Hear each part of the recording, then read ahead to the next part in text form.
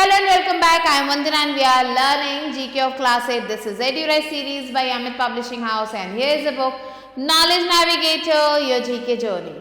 So let's start chapter number 61 which is India in Space. So the Indian Space Research Organization जिसे हम ISRO भी कहते हैं, ये एक प्राइमरी स्पेस एजेंसी है इंडिया की and it was founded in 1962 में इसे जो है फाउंड किया गया था and was originally called Indian National Committee for Space Research. पहले इसे जो है इस नाम से बुलाया जाता था जिसको हम इनकोस्पार कहा करते थे. The name was changed to ISRO in 1969. 1969 में इसका नाम बदल के ISRO रखा गया. It is headquartered at Bengaluru. इसका हेडक्वार्टर आपको बेंगलुरु में मिलेगा. The agency came into being largely through the efforts of Vikram Sarabhai. ये जो एजेंसी है ये जो है विक्रम साराभाई के एफर्ट्स की वजह से आगे बढ़ी.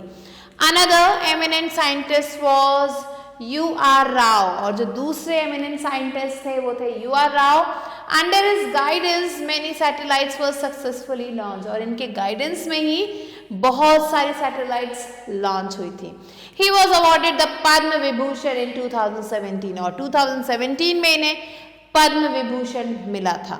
Now let us read about some achievements of ISRO. ISRO की चलिए कुछ achievements के बारे में पढ़ते हैं. So आर्यभट्ट जो है पहला इंडिया का सैटेलाइट था and it was named after a famous Indian astronomer and mathematician. और इसका नाम जो इंडिया के फेमस एस्ट्रोनॉमर और मैथमेटिशियन थे उनके नाम पे पड़ा था. ये देख सकते हैं picture. The satellite was completely design and built in India. ये सैटेलाइट पूरी तरह से डिजाइन भी और बनाई गई थी इंडिया में ही और इसे लॉन्च किया गया था 1975 में.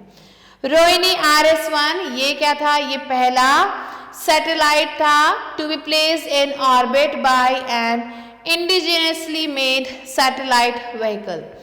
एंड सैटेलाइट लॉन्च व्हीकल 3 जिसे हम SLV-3 भी कहते हैं इन 1980. तो ये दो सैटेलाइट्स थे and it was launch from Sri Harikota in Andhra Pradesh और इसे यहाँ से लॉन्च किया गया था. ISRO has a large fleet of communication satellites. ISRO में आपको बहुत सारे कम्युनिकेशन सैटेलाइट्स दिखेंगे जैसे कि इंडियन नेशनल सैटेलाइट जिसे इनसैट कहा जाता है and the Indian remote sensing and the Indian remote sensing IRS satellite, and these satellites are used for weather forecasting, communication, broadcasting and navigation. और ये satellites इन कामों में लिए जाते हैं. For other communication satellites such as INSAT and EDUSAT, दूसरे जो communication satellites हैं जैसे कि ये the Geosynchronous Satellite Launch Vehicle GSLV was developed by ISRO. इसे भी ISRO ने डेवलप किया था. The scientists at ISRO have developed the Polar Satellite Launch Vehicle. जो साइंटिस्ट ISRO में हैं उन्होंने ये PSLV सैटेलाइट जो लॉन्च किया था. A launch vehicle that carries spacecrafts to space. ये एक लॉन्च व्हीकल है जो स्पेसक्राफ्ट्स को स्पेस तक पहुंचाती है.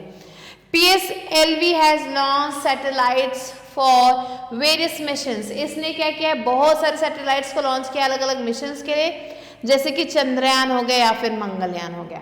अब चंद्रयान 3 की अगर हम बात करें ये इंडिया का 3rd मिशन है जिससे हम चंद्रयान प्रोग्राम कहते हैं. ये एक सीरीज है लूनर एक्सप्लोरेशन मिशन का जो कि डेवलप किया गया था इंडियन स्पेस रिसर्च ऑर्गेनाइजेशन के द्वारा एंड इसे लॉन्च किया गया था जुलाई 2023 में. ये जो मिशन था इसका जो मेन कॉन्सेप्ट था वो ये था कि जो लूनर लैंडर नेम जिसका नाम था Vikram and the lunar rover name Pragyan, ये दोनों जो है similar to those launch with Chandrayaan 2 in 2019. तो ये दोनों ही जो है लैंडर और रोवर ये दोनों चीज़ें जो है चंद्रयान 2 को डिपेक्ट करती थी जो कि 2019 में गया था. India's Chandrayaan spacecraft landed on the moon on August 23.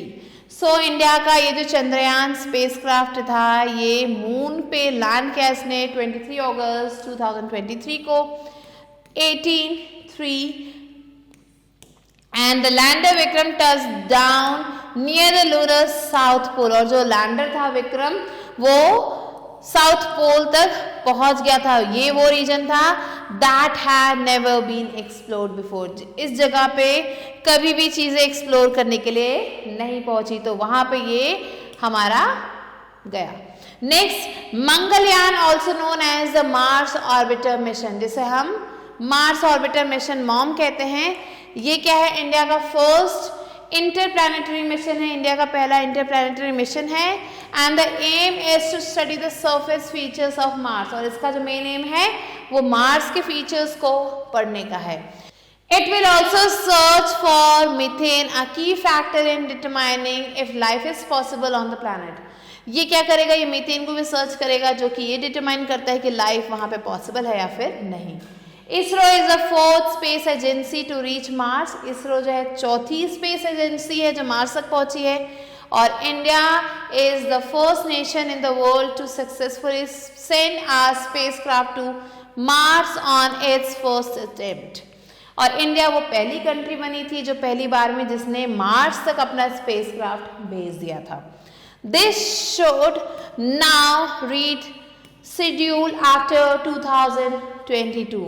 ISRO also plans to land a rover on Mars.